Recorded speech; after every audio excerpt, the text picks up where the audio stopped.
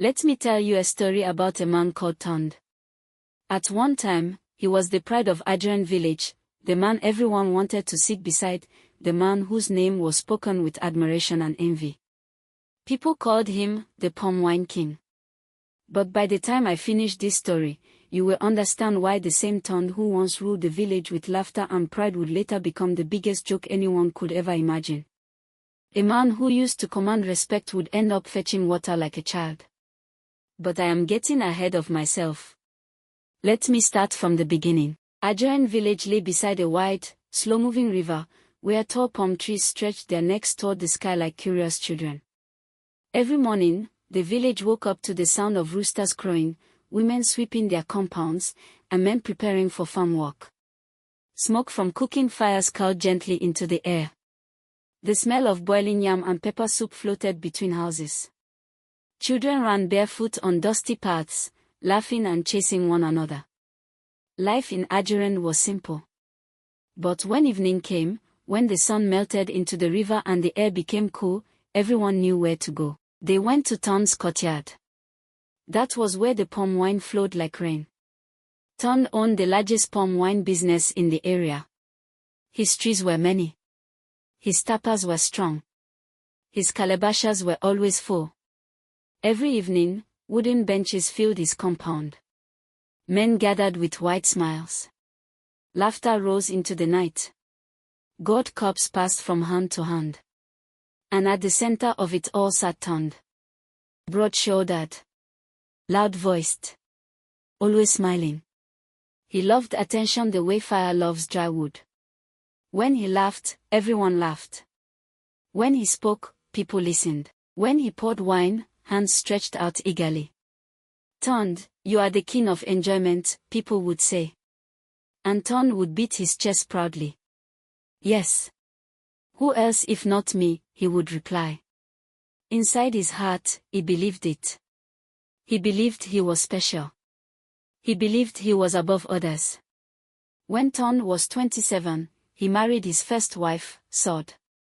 Sod was known in the village as a gentle girl. She spoke softly. She walked quietly. She respected elders and avoided trouble. On their wedding day, drums beat from morning till night. Women danced in colorful wrappers. Men drank until their voices became rough. Tond stood beside his bride, grinning like a man who had won a great prize. See my wife, he told his friends. Beautiful and obedient. Sod smiled shyly beside him, her eyes always lowered. At first, their marriage seemed peaceful. Sod woke before dawn. She swept the compound. She cooked Tond's meals. She washed his clothes. She waited for him when he returned from drinking. But slowly, small things began to change. One evening, Sod served Tond his palm wine and food as usual.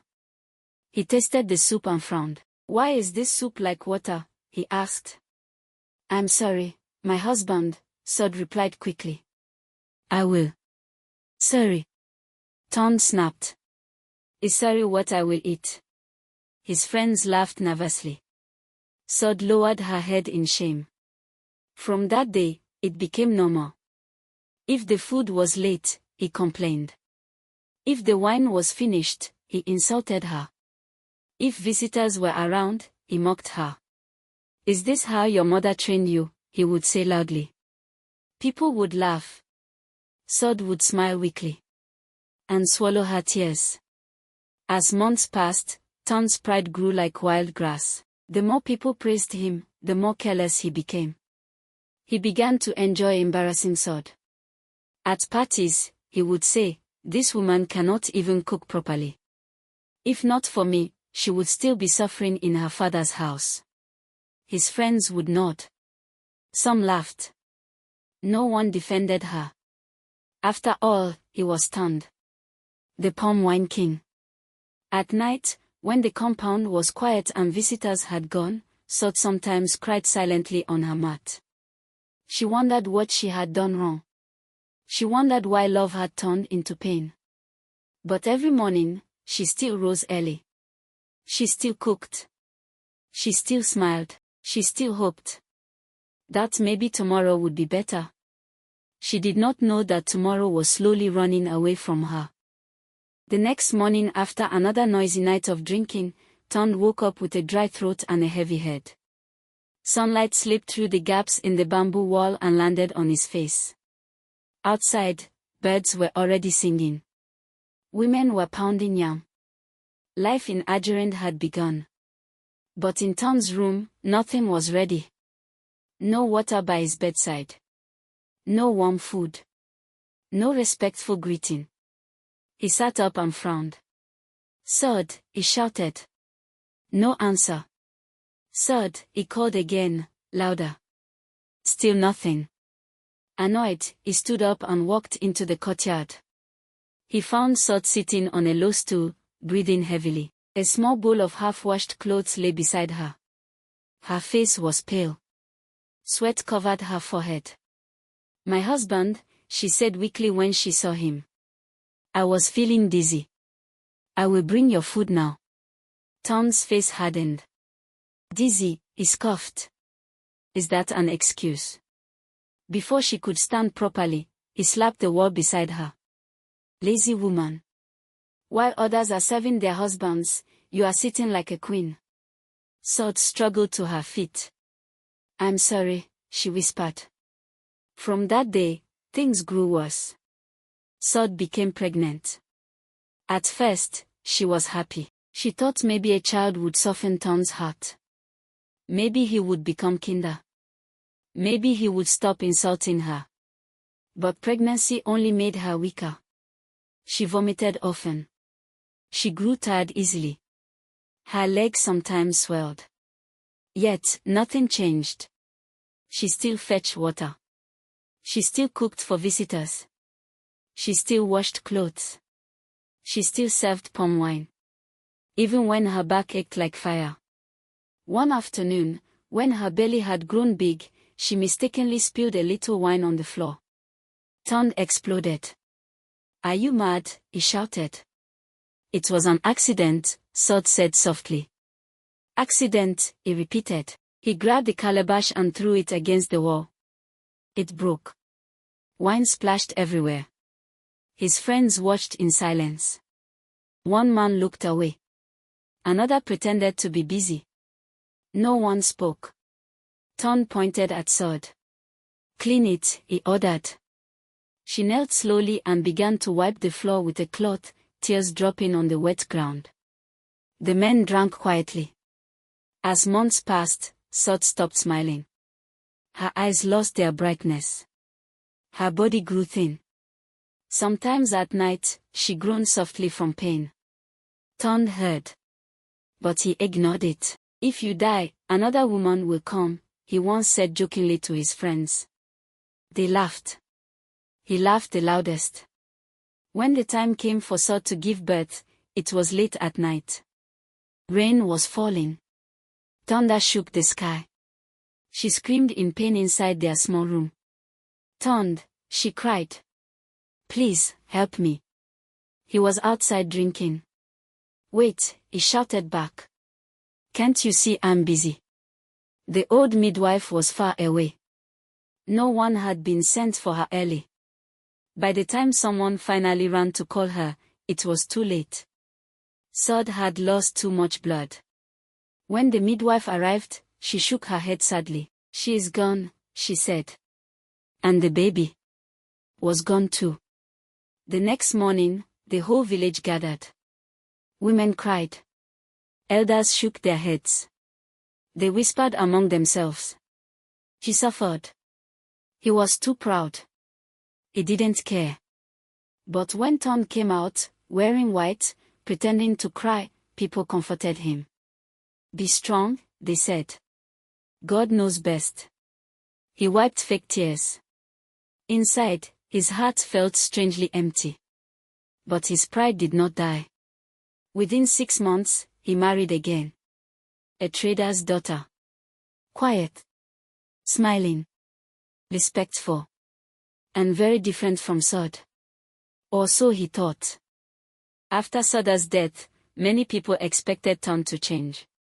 Some thought sorrow would humble him. Some believed fear would soften his heart.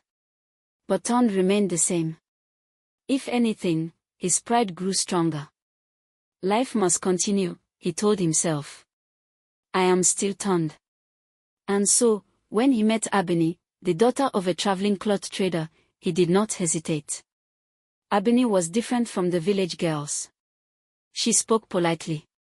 She bowed when greeting elders. She never argued. She never raised her voice. When Ton spoke, she listened. When he ordered, she obeyed. At least, that was what everyone saw. Their wedding was simple. No loud drumming. No long celebration. Ton said he was tired of wasteful ceremonies. In truth, he only wanted a woman who would not disturb his life. A woman who would serve. And Ebony seemed perfect. From the first day in his house, she worked quietly. She cooked early. She cleaned thoroughly.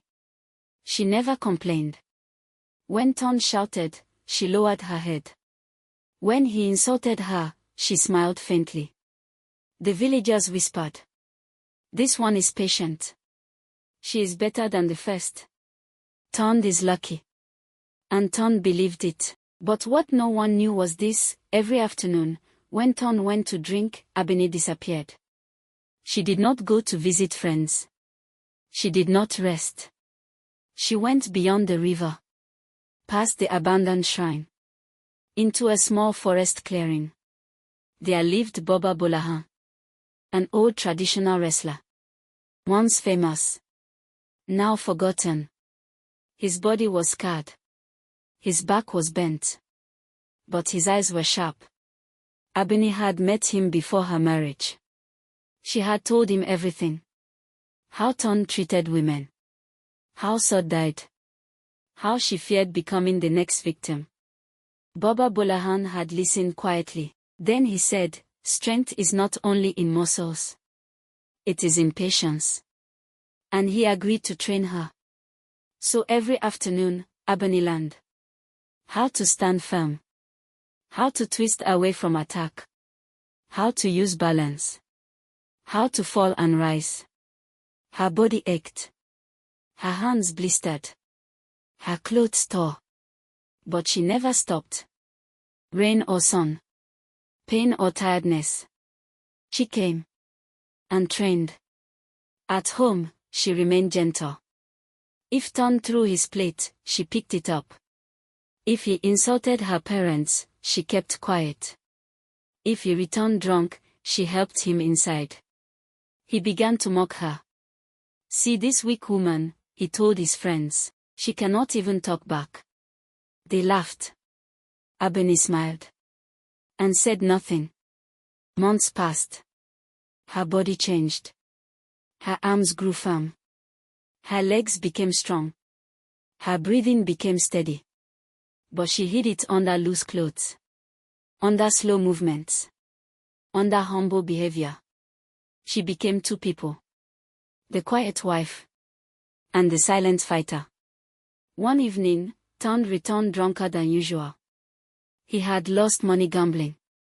He was angry. He was restless. When Ebony served his food, his hand shook. The bowl fell. Soup spilled. He stood up suddenly. Are you trying to disgrace me? He shouted. I'm sorry, she replied softly.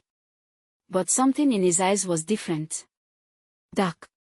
Wild. He raised his hand. For the first time. To strike her. Ebony looked at him. And did not move. She only whispered inside her heart, it is time. When Ton raised his hand that evening, he was sure of himself. He had done it before. With sword. With other women who feared him. He believed fear was his crown. Power was his right. So he did not expect resistance. He did not expect strength. He did not expect what came next.